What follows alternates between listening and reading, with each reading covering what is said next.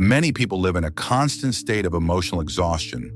They wake up feeling relatively well, but just a few minutes of interaction with certain individuals can make them feel as if all their vital energy has been drained. It could be that colleague who is always wrapped up in drama and complaints, a family member who calls only to unload their problems, a partner who oscillates between the role of victim and accuser, or even someone who seems innocent but leaves, after each encounter, an inexplicable feeling of weight, confusion, or guilt. This type of experience is common. In recent years, it has become popular to label these individuals as energy vampires or toxic people. The internet is full of tips on how to protect oneself from them. Light visualizations, energy baths, physical distancing, among others. However, from the perspective of deep psychology, these solutions are merely palliative and often illusory. Carl Gustav Jung, a Swiss psychiatrist and one of the greatest names in 20th century psychology, proposed a much more complex and uncomfortable explanation for this phenomenon. He did not believe that the problem lay solely with the other person.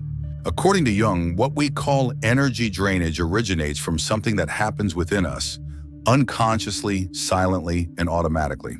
This process is known as psychic contamination, a kind of unconscious fusion between our emotional field and that of another person. When this occurs, the unresolved emotional complexes of the other, such as guilt, neediness, fear, manipulation, or dependency, resonate with our own dormant complexes. In other words, we absorb what already exists to some extent within us. People who constantly feel drained often carry deep emotional wounds, frequently linked to parental figures from childhood.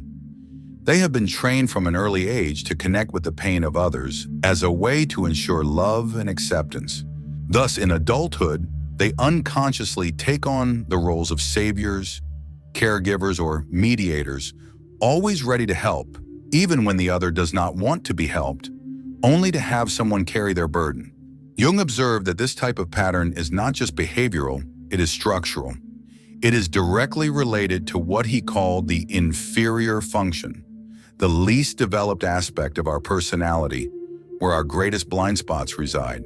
It is through this gap that emotional vampires enter.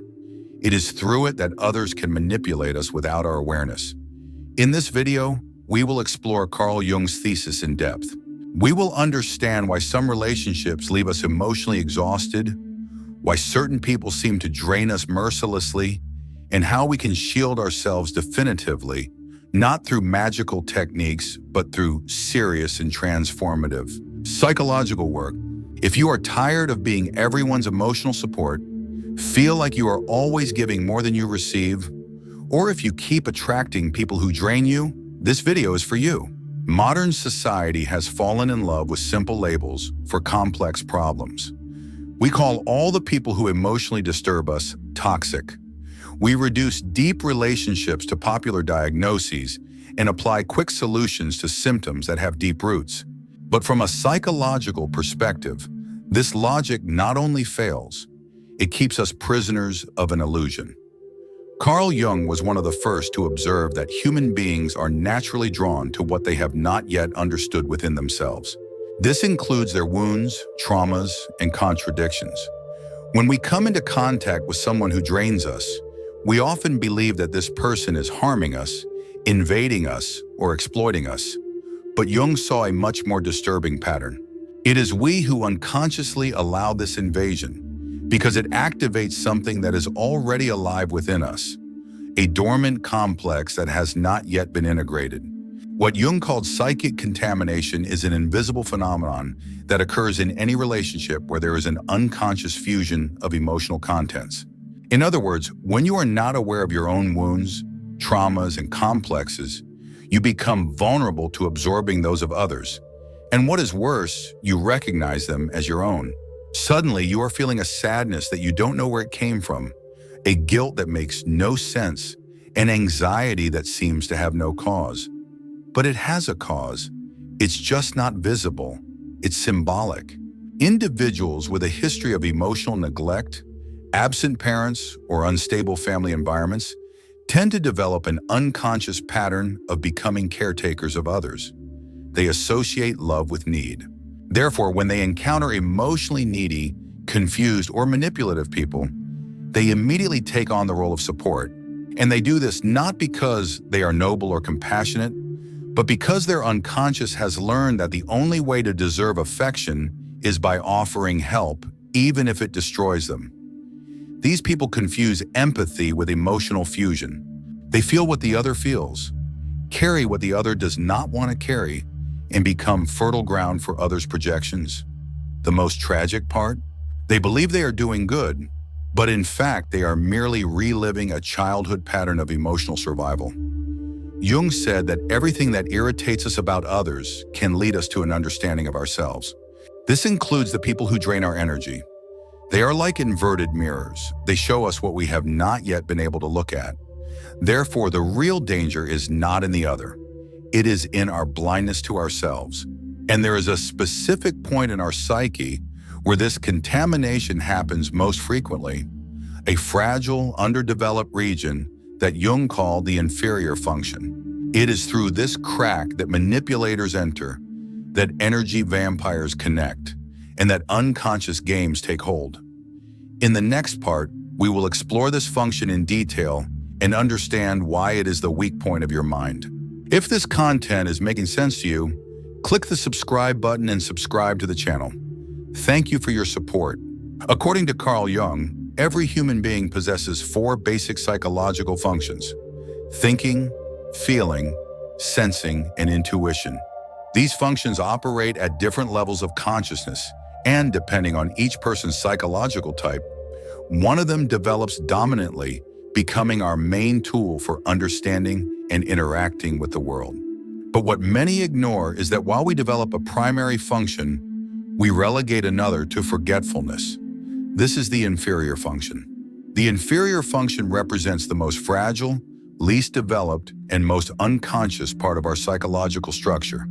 It is unstable, impulsive, easily manipulable, and above all, highly vulnerable to external influence. Jung saw this function as a semi-open door between the conscious and the unconscious, a blind spot through which strange psychic contents, including those from other people, can enter unnoticed. And it is precisely there that the draining occurs. Imagine a person with a dominant thinking function, logical, rational, and analytical. Their inferior function will be feeling. This means that although they are highly efficient with ideas, this person will have extreme difficulty dealing with emotions, both their own and those of others. Now imagine that they are in a relationship with someone emotionally unstable, who oscillates between neediness, victimhood, and drama. This emotional instability penetrates directly into their inferior function, activating something they do not understand but feel. The result? Fatigue, confusion, exhaustion. The energy that should be used for their own psychic process is now being drained to sustain a content that is not even theirs, but that, due to internal vulnerability, has been absorbed. This mechanism is not limited to thinking types. A person with a dominant feeling function, for example, may have thinking as their inferior function. They will be easily manipulated by distorted logical arguments, by people who use reason to justify emotional abuse. They feel that something is wrong, but cannot think clearly enough to protect themselves. And once again, their energy is sucked away. The inferior function is like a gap in the armor. As long as it remains unconscious and underdeveloped, you will be an easy target for anyone who knows, even unintentionally, how to access it. Emotional vampires, narcissists, and manipulative people. They don't even need to do this deliberately. The unconscious dynamic between you already ensures that energy flows from you to them. What Jung proposed was not that we shield ourselves emotionally through isolation or defensiveness, but rather that we strengthen this inferior function through awareness and deliberate effort of integration. In other words, we need to become whole. We need to illuminate the part of our psyche that weakens us the most, or we will continue to be victims of psychic contamination. But there is something even deeper in this process. Jung realized that, most of the time, we are not just victims. We are attracted to what mirrors what we still deny in ourselves. In other words, the other can only affect us so much because they are showing a part of our own shadow. And that is exactly what we will explore in the next part. Carl Jung dedicated a large part of his work to the investigation of the shadow, that hidden, rejected, and unconscious side of the psyche. He did not see the shadow as something purely negative, but as a reservoir of everything you do not admit to being. And that is precisely why it becomes so dangerous. Because you believe you are not it. The more you deny its existence, the more it dominates your life, silently disguised and projected onto others. The shadow contains your repressed traits, the anger you do not admit to feeling, the envy you prefer to mask as opinion, the manipulation you condemn in others but execute subtly, the desire for control, pride, weakness, and dependency. Everything your conscious identity rejects, you throw into the basement of the soul, believing that by doing so, you will be free. But you are only blind, and it is this blindness that creates the perfect conditions for energy drainage to occur. Jung observed that we are often emotionally affected by people who symbolically represent aspects of our shadow that are not yet integrated. Do you feel anger toward that colleague who imposes themselves arrogantly? Perhaps they are mirroring your own inability to assert yourself. Do you feel drained by someone who lives off emotional manipulation? Perhaps you are seeing from the outside your own unconscious tendency to manipulate to be loved. The shadow does not disappear when ignored. It simply transfers to others. That is why certain people unbalance us disproportionately. It is not just about them, it is about what they activate, or rather, about what they reveal. They function as psychological mirrors. They unintentionally show what you have spent your whole life trying to hide. And that is why they exhaust you, because dealing with them is, without realizing it, dealing with yourself. The true energy drainage is not just the wear and tear of coexistence, it is the wear and tear of internal resistance. It is fighting to keep your persona intact, that social mask you built to appear good, fair, strong, and altruistic, while the shadow insists on appearing on the screen of your relationships. The more you try to maintain the idealized image of yourself, the more energy you spend suppressing what inevitably returns. This process is unconscious, but it has very real effects.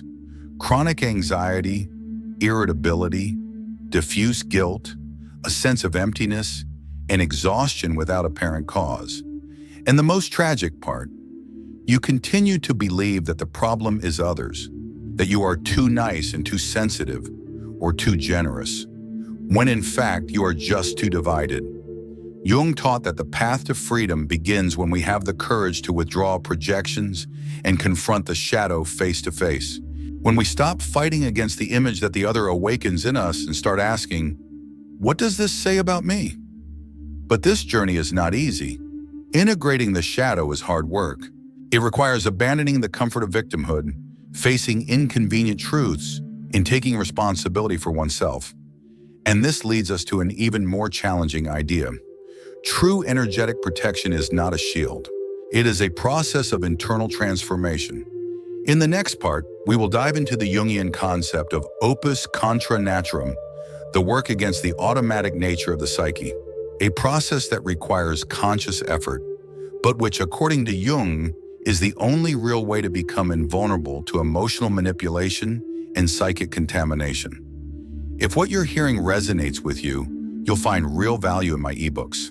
Beyond the Shadow breaks down Jung's core ideas, while Dialogues with the Unconscious gives you a 30-day path to apply them in your life. Both are linked in the pinned comment.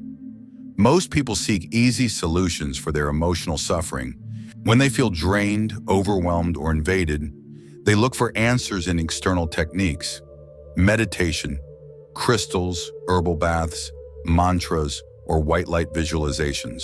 While these rituals may provide temporary relief, Jung believed that none of them touch the root of the problem. For him, true psychic protection is not ritualistic, symbolic, or mystical. It is transformational.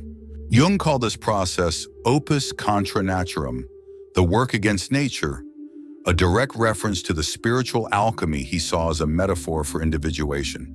It is a conscious effort to break free from emotional automatism, integrate what is in the shadow, and develop what in us remains primitive, blind, and unconscious. The inferior function. But why against nature? Because everything in us wants to stay as it is. The psyche has inertia. It prefers the known, the comfortable, and the repeated. It wants to keep saving others, playing the victim, clinging to old roles, and reacting as it always has. And it is precisely this that keeps the door open for energy drainage. When you operate on autopilot, your psyche becomes vulnerable, predictable, manipulable, and exposed. The opus contra naturam demands the opposite, an intentional movement against old patterns. It is, for example, the person who lives in thought, forcing themselves to dive into feeling. It is the extrovert learning to tolerate the silence of introspection. It is the compulsive caregiver learning to say no without guilt. It is the individual who always gives in, starting to set boundaries, even while trembling inside. It is the one who always blamed others, finally admitting, the problem is in me. This process is painful. It requires courage, because every time you challenge an automatic pattern, you touch on old traumas. You feel fear, anguish, and doubt. Your mind tries to sabotage you, saying it's easier to return to the old role. But it is precisely there that alchemy happens. Each time you face a weak point and refuse to repeat the unconscious pattern, something inside you reorganizes. You begin to become whole, and the more whole you are, the less vulnerable. Jung said that no one illuminates themselves by imagining figures of light, but rather by making the darkness conscious. The true psychic shield is not made of mystical energy protection, but of lucidity. It is knowing who you are, what hurts you, what attracts you, and why. It is identifying emotional games before they settle in. It is recognizing the shadow when it manifests. It is developing the inferior function until it ceases to be an open door to contamination. By performing the opus contra naturam, you not only stop being drained, you become invisible to emotional vampires. They literally can no longer connect with you because you no longer emit the frequency of lack, guilt, or the need to please. You are no longer available to be used as an emotional crutch. Your psyche no longer offers space for the other to invade. But this state of emotional autonomy does not happen on its own. It needs to be built, cultivated, and sustained by conscious actions. Therefore, in the next part, we will provide practical tips based on Jung's thinking for you to start developing this internal shielding today, one step at a time, but all of them towards psychological self-sufficiency. True energetic protection, according to Carl Jung, does not happen when we distance ourselves from people or surround ourselves with mystical techniques. It begins when we become internally whole. Being psychologically self-sufficient means, above all, stopping using others as an extension of our own emotional lack. It means ceasing to operate from the need to be loved, accepted, or useful, and instead starting to act from awareness. A large part of the people who feel constantly drained are stuck in an unconscious pattern of serving. They do this not out of genuine compassion, but because they learned at some point in childhood that they would only be loved if they were needed. They repeat this behavior like a ritual, solving other people's problems, taking on pains that are not theirs, offering a shoulder, listening, and energy. But the motivation behind this is not altruism, it is psychic survival. This is the kind of pattern that needs to be broken, and breaking a pattern requires, first of all, awareness. It is necessary to clearly perceive when you are entering the automatic mode of the savior. Every time you feel the need to help someone, ask yourself, is this help really useful, or am I just trying to feel necessary? Another essential step is the development of the inferior function. As Jung pointed out, it is precisely through this less developed function that external contents penetrate. When you ignore this side of your psyche, it becomes fertile ground for emotional manipulations, induced guilt, and control games. Start exercising the part of you that you have always avoided. If you are extremely rational, dive into emotional language, even if it feels uncomfortable. If you are emotionally impulsive, start cultivating critical thinking. If you live in the world of ideas, return to the body, to presence, and to concrete action. By doing this, you close the psychic gaps through which your energy escapes. This lucidity also needs to be applied in reading relationships. Every time you leave a meeting with someone feeling confused, heavy, or emotionally drained, stop and reflect. Ask yourself, what did this person really want from me? What did they activate in me that I have not yet integrated? Sometimes it is not about the other wanting to harm you. It is about you being too available to carry what is not yours. This self-observation needs to become a constant practice. The relationships that bother us the most are often those that mirror parts of ourselves that have not yet been integrated. If someone deeply irritates you, question why. What is there in this behavior that affects you so much? What do you not want to recognize that also lives within you? The answer to these questions is the map of your shadow and therefore of your healing. Saying no also needs to stop being an act of guilt and become an act of self-love. You are not here to carry the world on your shoulders. You are not here to be perfect, to please everyone, or to always be available. Every time you say yes when you wanted to say no, you reinforce the unconscious idea that you need to sacrifice yourself to be accepted. And this idea is the favorite food of those who drain others. Psychological self-sufficiency also requires solitude. Not painful loneliness, but conscious solitude. The ability to be alone without feeling that something is missing. When you learn to nourish yourself from your own presence, something changes in the energetic field. You stop emitting the frequency of dependence, lack, and the need for approval. And with that, you stop attracting parasitic relationships. Emotional vampires are not interested in those who do not have open doors. This is the most important point. You do not need to fight against emotional vampires. Just become someone they cannot see. And this only happens when your psychic structure stops being a patchwork quilt sewn together by lack, fear, and denial. When you become whole, you become invisible to everything that once drained you. And it is exactly this idea that we will explore in the last part of this video.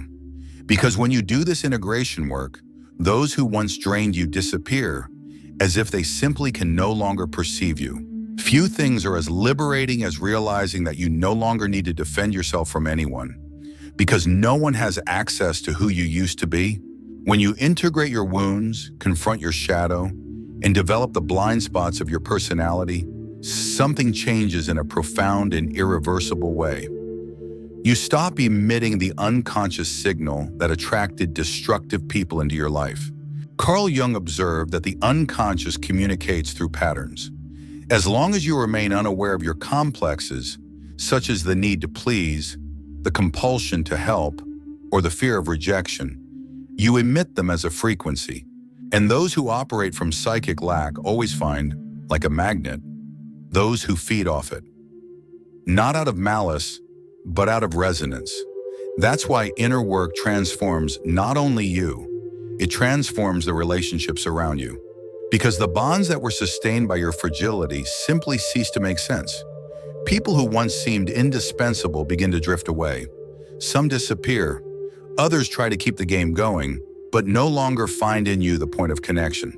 And the most curious thing is that often you don't even need to confront or fight with these people. The separation happens naturally, almost as if they no longer recognize you. And in a way, they really don't. What they saw in you was your fragile persona, your need to be seen, loved, and needed. When that mask falls, there is no longer a role to play. However, this change requires responsibility because psychic self-sufficiency is lonely at first. You will realize that many of your relationships were sustained by your unconscious willingness to sacrifice yourself. You will miss being necessary. You will doubt the path, but keep going.